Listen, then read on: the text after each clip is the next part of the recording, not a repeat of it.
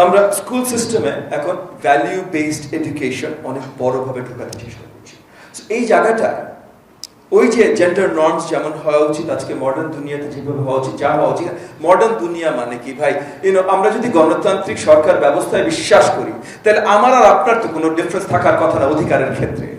তাহলে আপনি পুরুষ না আপনি নারী, এই প্রশ্নটা কেন আসবে? আপনি বিদ্যালয়গুলোতে যান, পুরুষ স্টুডেন্টরা বলছে খেলার মাঠ নাই, এবং আমি তাদের সাথে কমপ্লিটলি একমত, খেলার মাঠ দিতে হবে। নারী স্টুডেন্টসরা খেলার মাঠ থাকলেও ওই মাঠের কোনো প্রয়োগ নাই। কেন? নারীরা কেন খেলবে না? নারীদের সুস্থতার দরকার নেই? নারীদের কম্পিটিশন হয় না? আমাদের তরুণ নারীরা যখন সাব ফুটবল চ্যাম্পিয়নশিপ জিতে আসে তখন আপনারা হাততালি দেন না? তখন হাততালি দেন, কিন্তু স্কুলে যখন আমার নারীরা ফুটবল খেলতে যাবে তখন আপনারা নিন্দা জানান। এটা তো হইতে পারে না ভাই, এই লেভেলের ডাবল স্ট্যান্ডার্ড তো হইতে পারে না। কালচারাল নর্মস সঠিক জায়গায় আসতে হবে।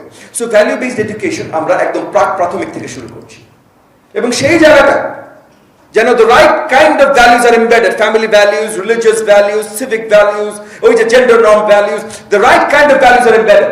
তার জন্য যত এই যে ইউনেস্কো থেকে শুরু করে, ইউনিসেফ থেকে শুরু করে যারা এগুলো নিয়ে কাজ করেন সবাইকে কিন্তু ইতিমধ্যে দাওয়াত জানিয়ে নতুন কারিকুলামের অ্যাডভাইজারি প্যানেলে অন্তর্ভুক্ত করা হয়েছে।